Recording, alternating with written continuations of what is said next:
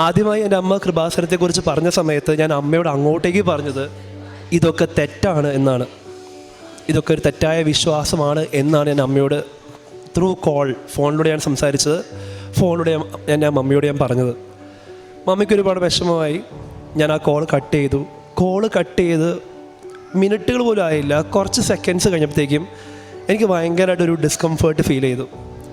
ഒരുതരം ശ്വാസം മുട്ടൽ പോലെ, ഒരുതരം ഇറങ്ങുന്നൊരു ഫീലിംഗ്, ഇവിടെ നെഞ്ചിൽ ഇറങ്ങുന്നൊരു ഫീലിംഗ്. എനിക്ക് തന്നെ എക്സ്പ്ലെയിൻ ചെയ്യാൻ പറ്റാത്ത ഒരുതരം ഭയങ്കര ഭാരം ഉള്ളിൽ ഫീൽ ചെയ്തു. ഞാൻ എൻ്റെ ഫ്രണ്ട്സിൻ്റെ മുറിയിലായിരുന്നു. അവരെല്ലാവരും പലവിധ കാര്യങ്ങളിൽ എൻഗേജ്ഡായിരുന്നു. എനിക്കൊരു പ്രൈവറ്റ് സ്പേസ് വേണമായിരുന്നു. എനിക്ക് ആ ഒരു മൊമെൻറ്റ് എൻ്റെ കർത്താവിനോടും എൻ്റെ അമ്മയോടും പ്രാർത്ഥിക്കണമായിരുന്നു. അപ്പോൾ ഞാൻ കയറി ചെന്നത് ബാത്റൂമിലേക്ക്. കാരണം അത് മാത്രം എനിക്ക് പ്രൈവറ്റ് സ്പേസേ കിട്ടിയുള്ളായിരുന്നു. ഞാൻ ബാത്റൂമിൽ കയറി ഞാൻ മുട്ടയെ കുത്തി. ഞാൻ അപ്പം തന്നെ പ്രാർത്ഥിച്ചു, കർത്താവെ, ഞാൻ പറഞ്ഞത് തെറ്റാണെങ്കിൽ എന്നോട് ക്ഷമിക്കണേ. എനിക്കറിയത്തില്ല, ഞാൻ പറഞ്ഞ തെറ്റാണെന്ന് എനിക്കിപ്പോൾ ഫീൽ ചെയ്യുന്നുണ്ട്, എന്നോട് ക്ഷമിക്കണേ എന്നാണ് ഞാൻ പറഞ്ഞു. ഞാൻ പ്രാർത്ഥിച്ചു. ഞാൻ ആദ്യമായി അറിയാതെ അവിടെ ഇരുന്ന് കരഞ്ഞും പോയി. മിശിഹായ്ക്ക് സ്തുതിയായിരിക്കട്ടെ. അമ്മ മാതാവിനും തിരുക്കുമാരനും എൻ്റെ കോടാനുകൂടി നന്ദി. ഞാനിവിടെ നിൽക്കുമ്പോൾ ആദ്യം എനിക്ക് ഓർമ്മ വരുന്നത് പണ്ട് എൻ്റെ മമ്മി പറഞ്ഞൊരു വചനമാണ്. വിശുദ്ധ ലൂക്കായുടെ സുവിശേഷം 12-ാം അധ്യായം 12-ാം വാക്യം.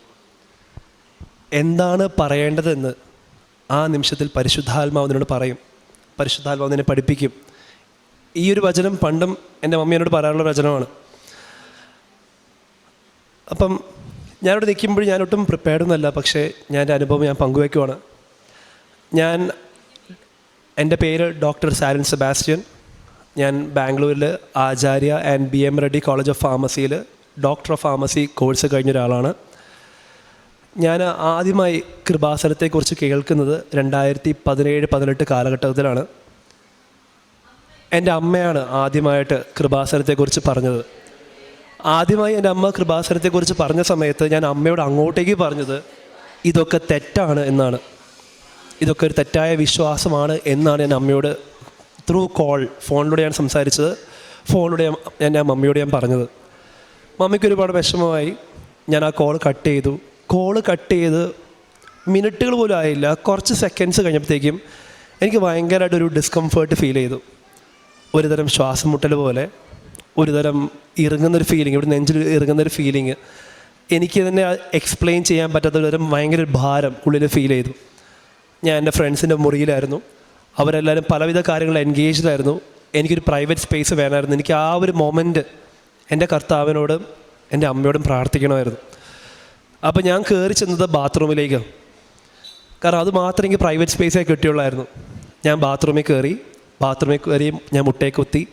ഞാൻ അപ്പം തന്നെ പ്രാർത്ഥിച്ചു, കർത്താവെ, ഞാൻ പറഞ്ഞത് തെറ്റാണെങ്കിൽ എന്നോട് ക്ഷമിക്കണേ. എനിക്കറിയത്തില്ല, ഞാൻ പറഞ്ഞത് തെറ്റാണെന്ന് എനിക്കിപ്പോൾ ഫീൽ ചെയ്യുന്നുണ്ട്, എന്നോട് ക്ഷമിക്കണേ എന്നാണ് ഞാൻ പ്രാർത്ഥിച്ചു. ഞാൻ ആദ്യമായി അറിയാതെ അവിടെ ഇരുന്ന് കരഞ്ഞും പോയി. അതിനുശേഷം കുറച്ച് നിമിഷങ്ങൾക്ക് ശേഷം ആ വേദന മാറി, ഡിസ്കംഫേർട്ട് മാറി. പക്ഷേ ഈ ഒരു എക്സ്പീരിയൻസ് അതെങ്ങനെ ഡിഫൈൻ ചെയ്യണം എന്നൊന്നും എനിക്കറിയാൻ പാടില്ലായിരുന്നു. അതിനുശേഷവും ഞാൻ അതേ കോളേജിൽ എൻ്റെ പഠനം കണ്ടിന്യൂ ചെയ്തു.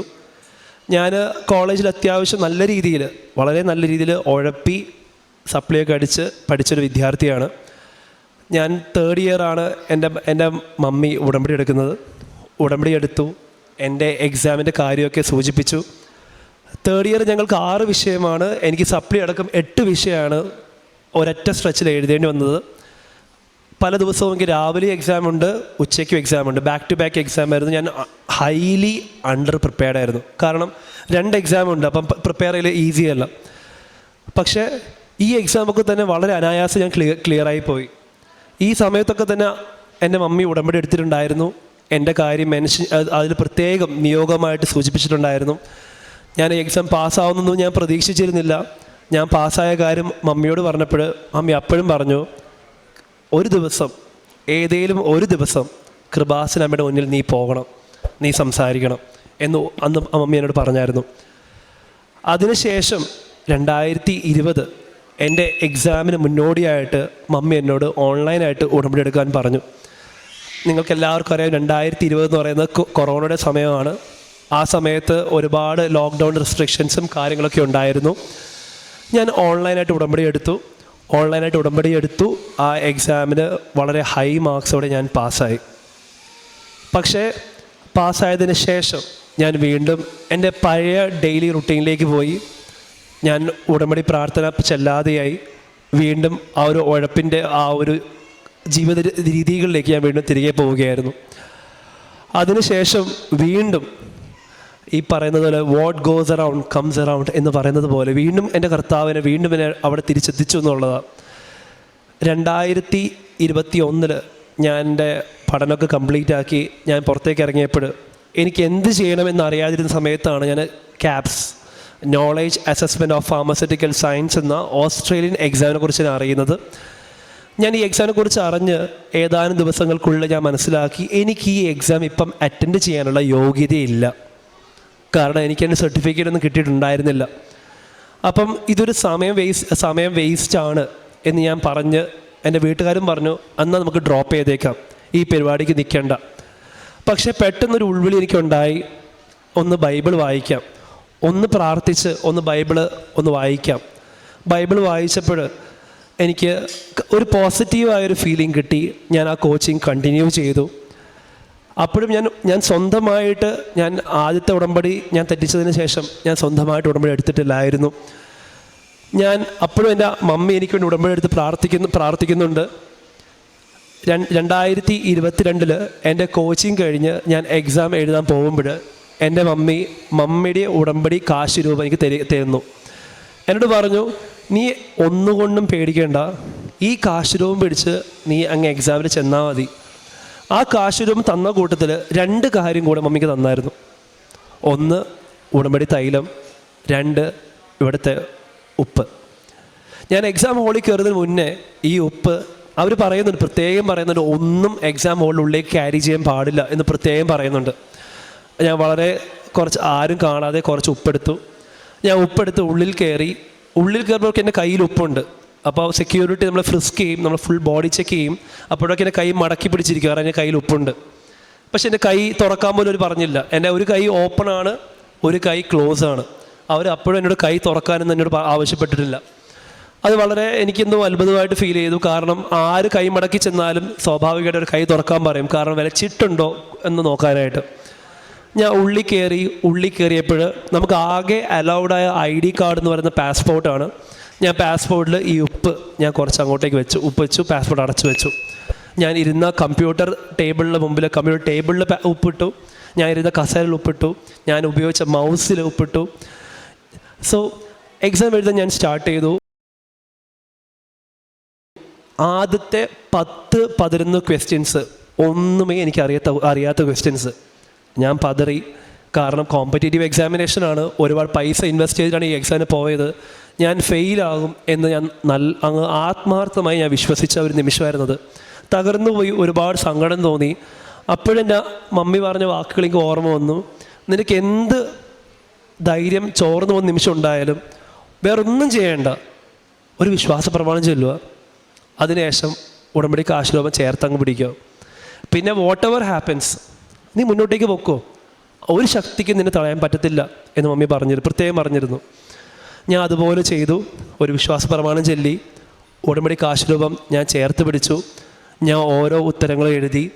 അങ്ങനെ 2 പേപ്പർ 4 സബ്ജക്റ്റ് നിറഞ്ഞ ആ എക്സാമിനേഷൻ ഞാൻ കംപ്ലീറ്റ് ചെയ്ത് ഞാൻ പുറത്തിറങ്ങിയപ്പോഴാണ് ഞാൻ അറിഞ്ഞത്, ഒന്നാമത്തെ പേപ്പറിൽ 2 സബ്ജക്റ്റ് ഉണ്ട്. ആ 2 സബ്ജക്റ്റിനും 50% മാർക്ക് ഇൻഡിവിജ്വലായിട്ട് വേണമായിരുന്നു. അപ്പോൾ അതിലൊരു വിഷയത്തിന് ഞാൻ നോക്കിയപ്പോൾ എനിക്ക് എങ്ങനെ പോയാലും 40% വരുന്നുള്ളൂ. എനിക്ക് വീണ്ടും ഒരുപാട് സങ്കടമായി. എന്നെ പലരും വിളിക്കുന്നു, എന്നെ കൺസോൾ ചെയ്യിക്കുന്നു, എന്നെ സ്വാതന്ത്ര്യപ്പെടുത്തുന്നു. അപ്പോഴും ഞാൻ വീട്ടിൽ വിളിച്ച് ഞാൻ സങ്കടത്തോടെ സംസാരിക്കുമ്പോൾ മമ്മി പറഞ്ഞു, നീ എന്തിനാണ് പേടിക്കുന്നത്, നീ ഒരു വിശ്വാസിയല്ലേ, നീ ഓൾറെഡി നീ വിശ്വാസത്തോടാണ് എക്സാം എഴുതിയത്, നീ ഉടമ്പടി കാശ് രൂപം ചേർത്ത് പിടിച്ചാണ് എക്സാം എഴുതിയത്, നീ വിശ്വാസത്തോടെ എക്സാം എഴുതി കഴിഞ്ഞിട്ട് പിന്നെ നീ എന്തിനാ വീണ്ടും അവിശ്വാസിയെ കൊണ്ട് പെരുമാറുന്നത്? വിശ്വാസിയാണ്, മരണം വരെ വിശ്വാസിയാണ്, അത് കഴിഞ്ഞും വിശ്വാസിയാണ്. നീ വിശ്വാസത്തിൽ ഉറച്ചു നിൽക്ക്, നീ അതിന് വലിയ അത്ഭുതം നീ കാണും എന്ന് പറഞ്ഞു. ഞാൻ മമ്മി പറഞ്ഞപ്പോഴും ഞാൻ അത്രയും എനിക്കറിയാം. ഞാൻ കാരണം ആ ഒരു നിമിഷം അത്രയും കോമ്പറ്റേറ്റീവ് എക്സാമിനേഷനൊക്കെ എഴുതിയതുകൊണ്ട് ഞാൻ ലോജിക്കലി തിങ്ക് ചെയ്യുമായിരുന്നു. ഞാൻ കൂട്ടിയപ്പോഴേക്കും 40% വരുന്നുണ്ടായിരുന്നുള്ളൂ. അതുകൊണ്ട് ഞാൻ എക്സാം ഫെയിലാകും എന്ന് തന്നെയാണ് ആ ഒരാഴ്ച ഞാൻ വിശ്വസിച്ചിരുന്നത്. അൺടിൽ ആ റിസൾട്ട് ഒരു നിമിഷം എനിക്ക് മനസ്സിലായി ഞാൻ എക്സാം പാസ്സായി. അത് ഇപ്പോഴും എനിക്ക് അത് അത്ഭുതമായിട്ടല്ലാതെ വേറൊന്നും എനിക്ക് പറയാനില്ല. കാരണം അത് ഏത് അവിശ്വാസി വന്ന്, ഏത് തത്വചിന്തവും വന്ന്, എന്ത് ഫിലോസഫി ചോദിച്ചാലും, എന്ത് ലോജിക്കൽ സ്റ്റേറ്റ്മെൻറ്റ് നടത്തിയാലും അവിടെ ഒരു വലിയൊരു അത്ഭുതം സംഭവിച്ചത്. 40% ചുമ്മാ 10% കൂടത്തില്ലല്ലോ. അത് വലിയൊരു അനുഭവമായിരുന്നു. അത് എക്സാം എഴുതി കഴിഞ്ഞ് ഞാനിവിടെ വന്നു. ആദ്യമായി നവംബർ 11, 2022 ഉടമ്പടി എടുത്തു. ഉടമ്പടി എടുത്തപ്പോൾ ഞാൻ വെച്ച എൻ്റെ ഒന്നാമത്തെ നിയോഗം എന്ന് പറയുന്നത്, എനിക്കൊരു ചെറിയൊരു പ്രശ്നമുണ്ട്. നിങ്ങളെല്ലാവരും കേട്ടൊരു വാചകമായിരിക്കാം, നമ്മൾ സംസാരിക്കുമ്പോഴാണ് നമ്മൾ ആരാണ് എന്താണ് എന്ന് മറ്റുള്ളവർക്ക്, സമൂഹത്തിന്, ലോകത്തിന് മനസ്സിലാവുന്നത്. നമുക്ക് പരസ്പരം സംസാരിക്കണമെങ്കിൽ കണ്ണിൽ നോക്കി വളരെ കോൺഫിഡൻ്റായിട്ട് സംസാരിക്കണം. പക്ഷെ എനിക്കൊരു കുഴപ്പമുണ്ട്. എനിക്ക് ഒരു വ്യക്തിയെ കണ്ടു കഴിഞ്ഞാൽ ഒരു ജഡ്ജ്മെൻ്റൽ ആറ്റിറ്റ്യൂഡാണ്. അവരെക്കുറിച്ച് ഒരു തെറ്റായ കാഴ്ചപ്പാട്, ഒരു തെറ്റായ ജഡ്ജ്മെൻറ്റ് വരുമായിരുന്നു. ഇത് എന്നെ ഒരുപാട് കാലങ്ങളായിട്ട് എന്നെ പിന്തുടരുന്ന ഒരു വലിയൊരു പരീക്ഷണമായിരുന്നു. ഉടമ്പടി എടുത്തു. എൻ്റെ ഒന്നാമത്തെ നിയോഗം ഞാൻ വളരെ ക്ലിയർ ആയിരുന്നു. എൻ്റെ ഒന്നാമത്തെ നിയോഗം ഇതായിരുന്നു ഞാൻ വെച്ചത്. എനിക്ക് ഒരു വ്യക്തിയെ കാണുമ്പോൾ കോൺഫിഡൻ്റ് ആയിട്ട് ഒരു തെറ്റായ ചിന്തകളോ ജഡ്ജ്മെൻ്റൽ തിങ്കിങ്ങോ ഒന്നുമില്ലാതെ എനിക്ക് സംസാരിക്കാൻ പറ്റണമെന്ന്. ഉടമ്പടി എടുത്ത 2ാമത്തെ ദിവസം ഞാൻ രാത്രി കിടന്നുറങ്ങി രാവിലെ എഴുന്നേറ്റപ്പോൾ എനിക്ക് എന്തോ ഒരു ഡിഫറെൻറ്റ് ഫീലിംഗ്. ഞാൻ എല്ലാവരെയും കാണുന്നു, സംസാരിക്കുന്നു. എനിക്ക് ആ ഒരു പോരായ്മ ഉണ്ട് എന്ന കാര്യം ഞാൻ പാടെ മറന്നുപോയി. ആ ഒരു പോരായ്മ എന്നിൽ നിന്നും കംപ്ലീറ്റ്ലി മാഞ്ഞു പോയി എന്ന് ഞാൻ റിയലൈസ് ചെയ്യാനായിട്ട് ഞാൻ കുറച്ച് ദിവസങ്ങളെടുത്തു. കാരണം പിന്നെ എനിക്ക് അങ്ങനെ ഒരു പോരായ്മ ഉള്ളതായിട്ട് പോലും എനിക്ക് ഫീൽ ചെയ്യുന്നില്ലായിരുന്നു. എനിക്ക് കോൺഫിഡൻ്റായിട്ട് സംസാരിക്കാം, എന്നും ചെയ്യാം, എത്ര മണിക്കൂർ വരെ സംസാരിക്കാം. എനിക്കൊരു തെറ്റായ ചിന്തയോ ജഡ്ജ്മെൻ്റൽ തിങ്കിങ്ങോ ഒന്നും വരുന്നില്ല. ഞാനിപ്പം ഇന്നിവിടെ നിൽക്കുമ്പോൾ ഞാനൊരു അധ്യാപകൻ കൂടിയാണ്. എൻ്റെ കീഴിൽ ഓൾമോസ്റ്റ് 150-ൽ പരം സ്റ്റുഡൻസ് പാസ്സായിട്ടുണ്ട്. അതൊന്നും എൻ്റെ ക്രെഡിറ്റ് ആണെന്ന് ഞാൻ ഒരിക്കലും വിശ്വസിക്കുന്നില്ല. അവരുടെ അധ്വാനത്തോടൊപ്പം തന്നെ അമ്മയുടെ മാധ്യസ്ഥവും തിരുക്കുമാര അനുഗ്രഹമാണെന്ന് ഞാൻ നിസ്സംശയം ഉറച്ച് ഞാൻ വിശ്വസിക്കുന്നു. 2ാമതായിട്ട് എനിക്ക് പറയാനുള്ളത് എൻ്റെ PT എക്സാമിനേഷനാണ്. PT എക്സാമിനേഷൻ എന്ന് പറയുന്നത് പിയേഴ്സൺ ടെസ്റ്റ് ഓഫ് ഇംഗ്ലീഷ് എന്ന് പറയും. അപ്പം നമ്മൾ ഏതൊരു പുറത്തേക്ക് പോകേണ്ട ഒരു ഇക്വാലൻസി എക്സാം എഴുതി കഴിഞ്ഞാലും ഇതുപോലുള്ളൊരു ലാംഗ്വേജ് എക്സാം എഴുതണം.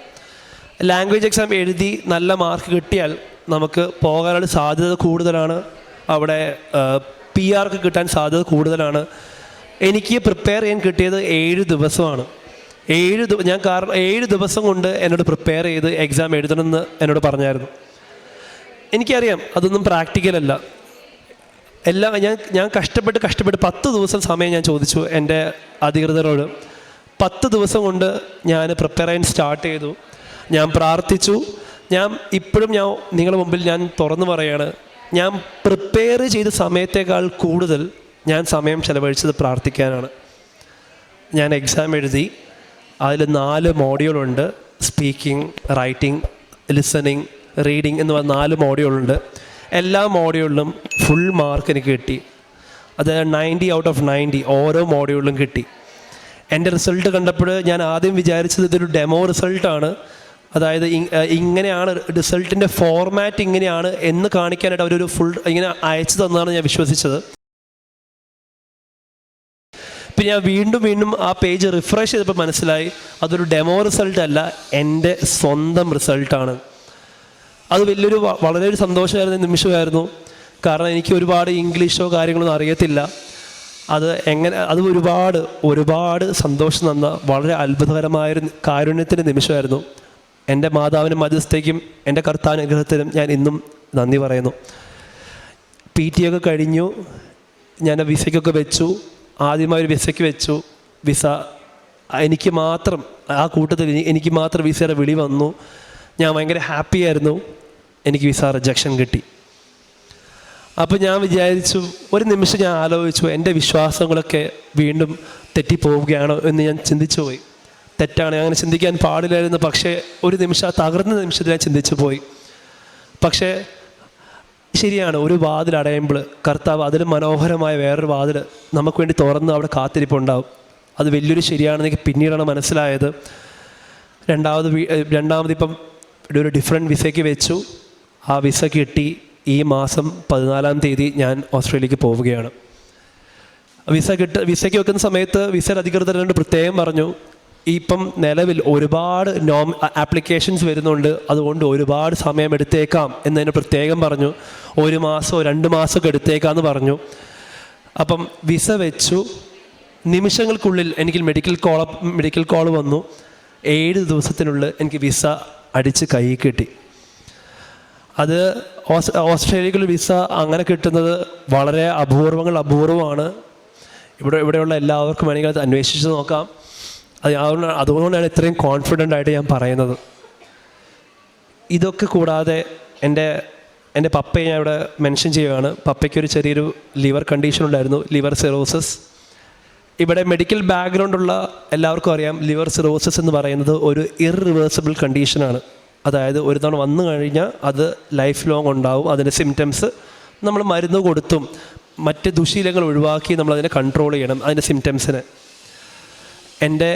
ഞാൻ ഉടമ്പടി 2ാമത് പുതുക്കിയപ്പോൾ എൻ്റെ നിയോഗങ്ങളിൽ ഏറ്റവും പ്രധാനമായിരുന്നു ഇത്, പപ്പയുടെ ഈ ഒരു health condition. Recently health checkup ചെയ്തപ്പോൾ ലിവർ സിറോസിസിൻ്റെ ഒരു സാധ്യതകളും അവിടെ ഇല്ല. ഞാനും ഒരു ഡോക്ടറാണ്, ഞാനും ചെയ്യുന്നത് ഇതേ പ്രൊഫഷനാണ്. എനിക്കും മെഡിക്കലി ആൻഡ് ലോജിക്കലി എക്സ്പ്ലെയിൻ ചെയ്യാൻ പറ്റാത്ത ഒരു അത്ഭുതമാണ് ഇവിടെ സംഭവിച്ചത്. ഇപ്പോൾ ലിവർ സിറോസിസിൻ്റെ ഒരു ലക്ഷണങ്ങളും അവിടെ ഇല്ല. ഈ പറഞ്ഞ എല്ലാ കാര്യങ്ങൾക്കും എങ്ങനെ നന്ദി പറയണമെന്ന് എനിക്ക് അറിയത്തില്ല. ഞാനിവിടെ സാക്ഷ്യം പറഞ്ഞത് വളരെ എന്നെക്കൊണ്ട് പറ്റുന്ന ഏറ്റവും ചെറിയൊരു കാര്യമാണ്. എനിക്ക് എങ്ങനെ ഇതിൽ കൂടുതൽ പറയാൻ എനിക്ക് അറിയത്തില്ല. പക്ഷേ ഞാൻ ഉടമ്പടി എടുത്ത പിന്നെ ഒരുപാട് മാറ്റങ്ങൾ വരുത്താൻ ശ്രമിച്ചിട്ടുണ്ട്. ബൈബിൾ വായിക്കാൻ ശ്രമിച്ചിട്ടുണ്ട്. അതിനുശേഷം അതിന് മുന്നേയൊക്കെ ബൈബിൾ എപ്പോഴേലേക്ക് വായിക്കും, അല്ലെങ്കിൽ ആരെങ്കിലൊക്കെ വായിക്കുമ്പോൾ കേട്ട് നിൽക്കും എന്ന രീതിയായിരുന്നു. പക്ഷേ ഞാൻ ബൈബിൾ വായിക്കാൻ തുടങ്ങി, വചനങ്ങളെ പരിചയപ്പെടാൻ തുടങ്ങി. എനിക്ക് വളരെ ഇഷ്ടപ്പെട്ടൊരു വചനമാണ് മത്തായിയുടെ സുവിശേഷം 6-ാം അധ്യായം 33-ാം വാക്യത്തിൽ പറഞ്ഞിരിക്കുന്നത്, ആദ്യം അവിടുത്തെ രാജ്യത്തെയും അവിടുത്തെ നീതിയും അന്വേഷിക്കുക, ബാക്കിയുള്ളതെല്ലാം അവിടെ നിങ്ങൾക്ക് തരും. അതിനെക്കുറിച്ചൊന്നും വറീഡ് ആവേണ്ട ആവശ്യമില്ല. പിന്നെ ഞാൻ മനസ്സിലാക്കിയ വേറൊരു കാര്യമാണ്, കർത്താവ് ആഗ്രഹിക്കുന്നത് ബലിയേക്കാൾ കൂടുതൽ കരുണയാണ്. ഇവിടെ ഉടമ്പടി എടുത്ത പിന്നെ ഉടമ്പടി പത്രിക കൊടുക്കുവാനും രോഗികളുടെ സമയം ചെലവഴിക്കുവാനും എന്നോട് സഹായം ചോദിക്കുന്ന ആൾക്കാരോട് എനിക്ക് സഹായം ചെയ്യാൻ സാധിക്കുമ്പോൾ ഒരു പ്രത്യേക സന്തോഷമാണ്. അവരുടെ സങ്കടങ്ങൾ അറിയുമ്പോൾ, അവരോട് സംസാരിക്കുമ്പോൾ, അവരുടെ സങ്കടങ്ങൾ അവരുടെ കൂടെ സങ്കടപ്പെടുമ്പോൾ അവിടെ ഒരു വലിയൊരു ദൈവിക അനുഭവം. കാരണം സങ്കടത്തോടൊരു കോൺവെർസേഷൻ സ്റ്റാർട്ട് എങ്കിലും അവസാനം ആ ഒരു കോൺവെർസേഷൻ എൻഡ് ചെയ്യുമ്പോൾ രോഗിയും ഞാനും പരസ്പരം ചിരിച്ചുകൊണ്ടാണ് അവിടുന്ന് പോകുന്നത്. അത് ഒരു രോഗിയെ കാണുമ്പോൾ എന്താണ് സംസാരിക്കേണ്ടത് പോലും എനിക്കറിയത്തില്ല. പക്ഷേ ആ സമയത്ത് ഞാൻ ആദ്യം സൂചിപ്പിച്ച വചനം പോലെ പരിശുദ്ധാത്മാവ് എന്താണ് പറയേണ്ടതെന്ന് വളരെ വ്യക്തവും കൃത്യവുമായി എന്നെ പഠിപ്പിച്ചു തന്നു എന്നുള്ളതാണ്. ഒരുപാട് മാറ്റങ്ങൾ ഉടമ്പടി എടുത്തേ പിന്നെ സംഭവിച്ചു. ഈ മാറ്റങ്ങളൊക്കെ തന്നെ എല്ലാത്തിനും ഞാൻ ദൈവത്തിനും എൻ്റെ അമ്മയ്ക്കും എൻ്റെ കൃപാസന അമ്മയ്ക്കും ഒരുപാട് നന്ദി അറിയിക്കുന്നു. Thank you.